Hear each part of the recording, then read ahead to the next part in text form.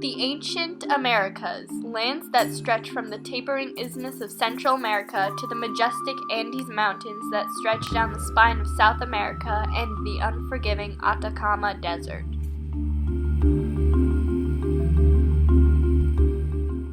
We'll start in Veracruz, Mexico, a site of the ancient Olmec, an advanced civilization which lasted from 12,000 to 400 BC, but thrived primarily throughout the last 400 years of its existence. The Olmec lived in the jungles of southern Mexico along the Gulf Coast. They lived in the modern-day Mexican states of Veracruz and Tabasco. The region was hot and humid and covered with swamps and jungle. In some places, giant trees formed a thick cover that prevented most sunlight from reaching the ground, which also prevented the Olmec people's crops from getting enough sunlight exposure to grow.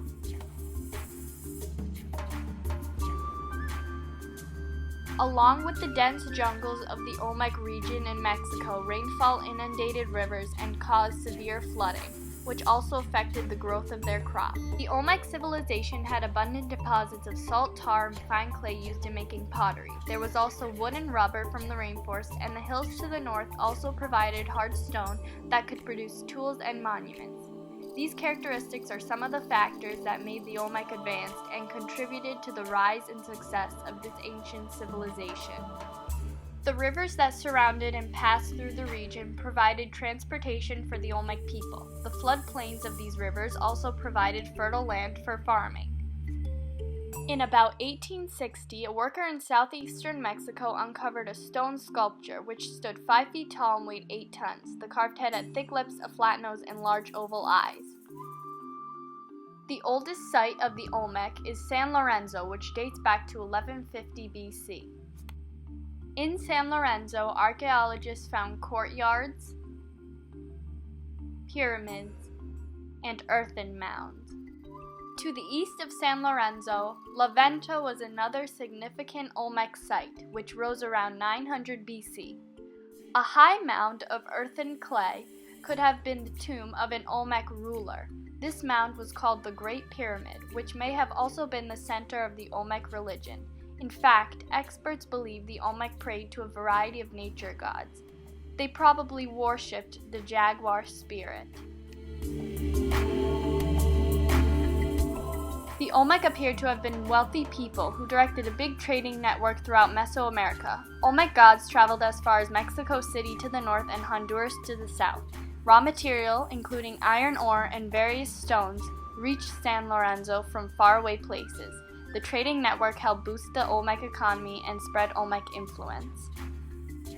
Olmec influenced the Mayan civilization, and the Olmec art styles and the use of jaguar theme can be seen in later civilizations' pottery and sculpture. Future civilizations also copied the pattern of Olmec urban design. The Olmec also left the notions of planned ceremonial centers, ritual ball games, and an elite ruling class. Olmec ancestors are thought to have carved writing out of stone.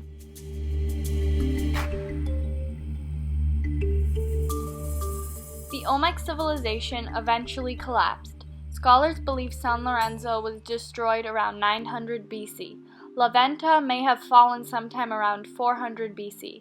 Some experts say that outside invaders caused the destruction, but others believe the Olmec may have destroyed their own monuments upon the death of their rulers.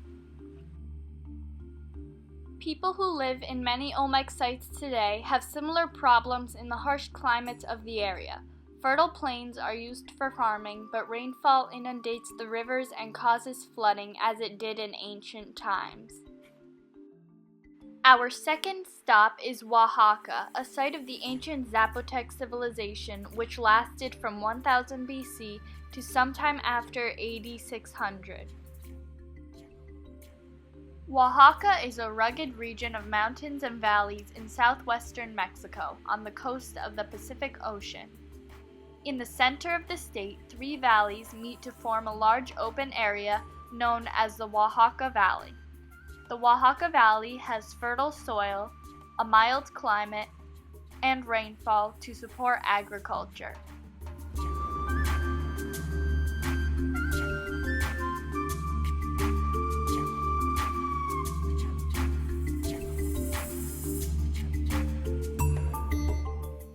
Zapotec lived in scattered villages throughout the valley. In 1000 BC, San Jose Mogote was emerging as the main power in the region. In San Jose Mogote, there were stone platforms that the Zapotec constructed. They also built temples and began work on monumental structures. By 500 BC, they developed early forms of writing and a calendar system. These factors all led to the rise of the ancient Zapotecs. On the mountain center of the Oaxaca Valley, the Zapotec people built the first real urban center in the Americas, Monte Alban.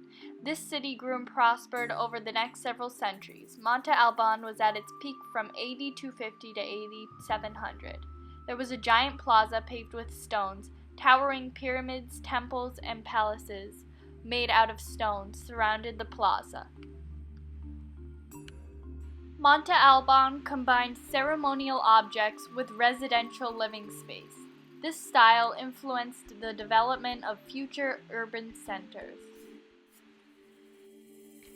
Overall, the Zapotec left behind a hieroglyphic writing system and a calendar system based on the movement of the sun. They were also America's first city builders. The Oaxaca Valley, which contains the Sierra Madre Mountains, gets no rain for almost 7 months of the year. Today, the region is too mountainous to farm. Yet more than 2,000 years ago, the Zapotec people created one of the most successful farming civilizations in the Americas.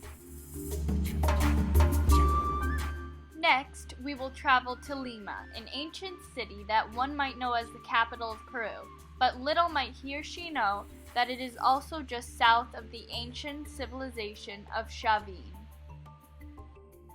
The Chavín civilization was located near rivers in the desert between the Andes Mountains and the Pacific Ocean in a narrow coastal plain.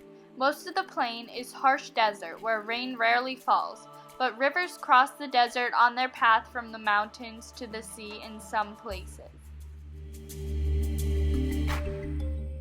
The Chavín civilization rose between 3600 and 2500 BC, when people began to establish villages along the Pacific coast.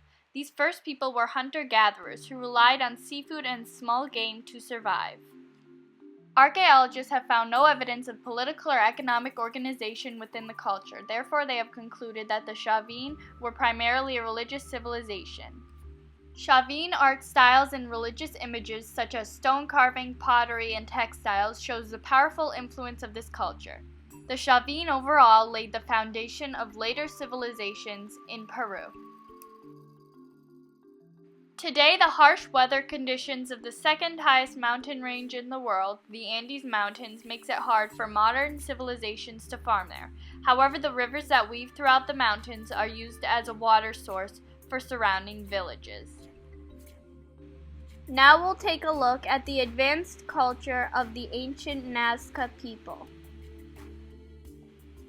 The Nazca civilization is located along the southern coast of Peru, along the Pacific Ocean, which is extremely dry and contains the Atacama Desert.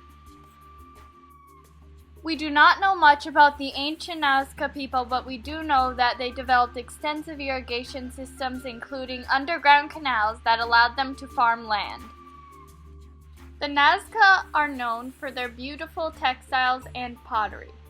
Both feature images of animals and mythological beings. They are even more famous for an amazing and puzzling set of creations, their Nazca lines. Today, it is impossible to farm in the desert region of Peru, but numerous cities thrive along the fertile coast of the Pacific Ocean. Our final stop is Moche, Peru, the site of the ancient Moche people located on the northern coast of Peru. The Moche people took advantage of the rivers that flowed from the Andes Mountains. They built impressive irrigation systems to water their wide range of crops. Moche tombs that were recently uncovered have revealed that the Moche had great wealth. Archaeologists have found jewelry crafted from gold, silver, and precious stones. Although the Moche never developed a written language, their pottery provides a lot of detail about Moche life. The fertile land on the coast of the Pacific Ocean is used for farmland in modern-day Peru. and is a major water resource to many civilizations today. However, many parts of it are mountainous where crops cannot grow. The 5 main civilizations of the ancient Americas discussed today were each advanced in their own ways. The impact of geography on the people then and even today made and still make a major difference on the advancements of a civilization.